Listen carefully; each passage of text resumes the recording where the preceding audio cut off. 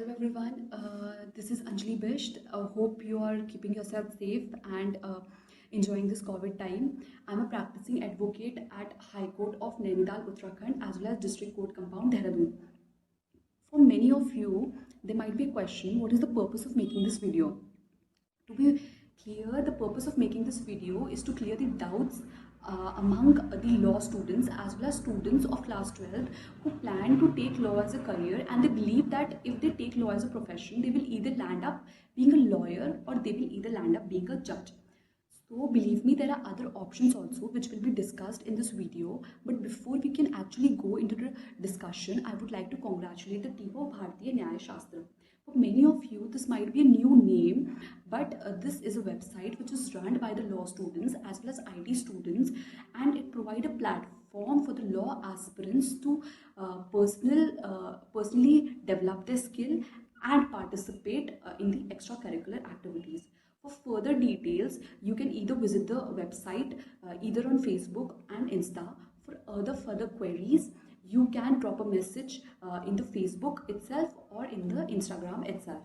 So now coming on to the main issue, that is what are the further options which are available if you take law as a profession.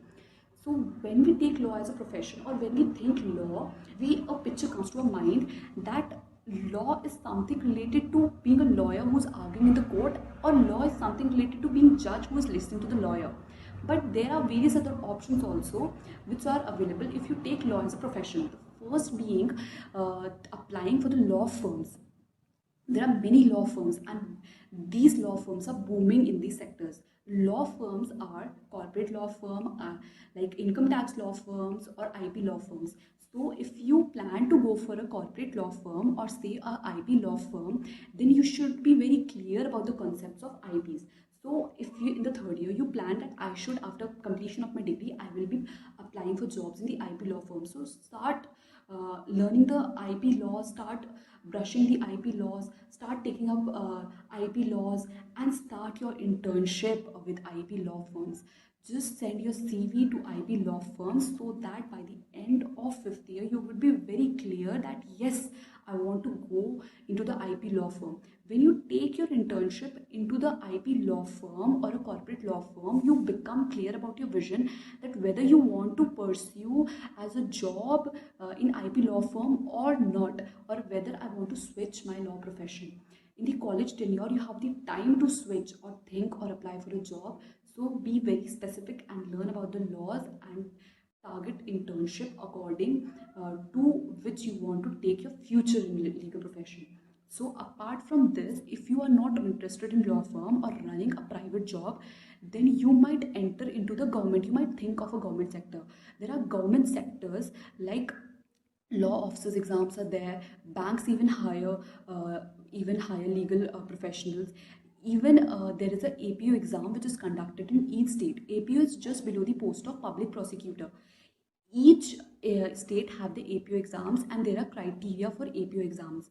There are subjects related to law of APO exams. It might be Indian Penal Code or CRPC. You can go through the APO exams criteria in the browser and check the details. So you can plan it. If you plan to apply for an APO, just start preparing for yourself for the exams in the fourth year or in either in the fifth year. If you don't want to enter into the government field, there are other fields, like someone if it is interested in going to army, then there's a SSB exam or a JAG exams.